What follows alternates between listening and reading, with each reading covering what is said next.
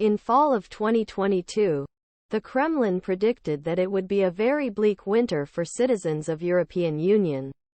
After cutting off supply natural to Europe in retaliation for Western sanctions on Russia due to full-scale invasion Ukraine in February 2022, Moscow and pro-Kremlin media almost cheerfully said Kremlin. They predicted that without generosity Russia's gas supply, Europe would reduce its supply, turning into a barren land, dark, icy cities.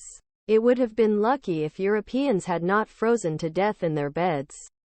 But as energy prices rose rapidly, EU did not freeze with the help of relatively mild winter.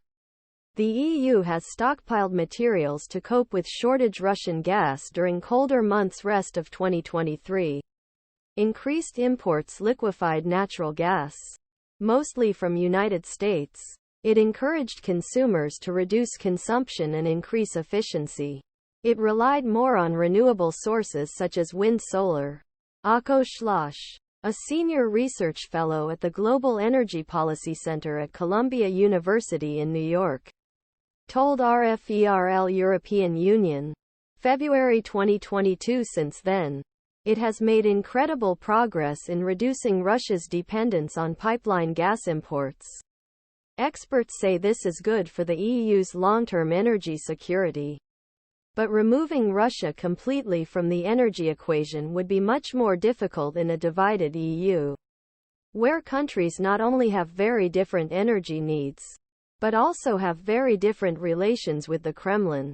Losz said, geography is more difficult to gradually reduce the remaining flows due to the combination of contractual commitments and in some cases political interests.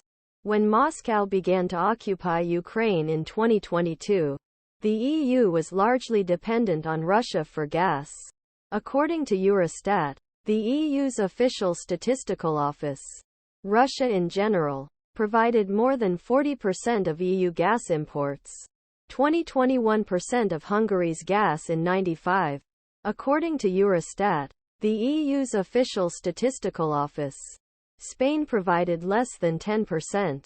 But largest net importer of Russian gas in the EU was Germany, which in 2021 made up more than 55% of country's gas imports, with 65 billion cubic meters. Prior February occupation, export of Russian gas to EU was expected increase with near completion of a new pipeline North Stream 2. Like its older brother, Nord Stream 1, the new pipeline was built to carry gas from Russia. This project, which extends from the Baltic Sea to Germany, was funded by the Russian state energy giant Gazprom and other European energy companies. Warnings on the geopolitical risks of overdependence on Russian gas have been largely ignored.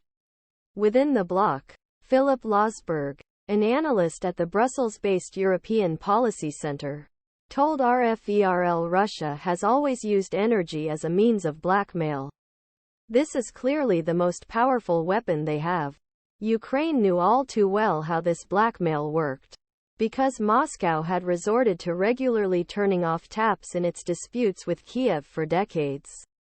Less ways to get Russi.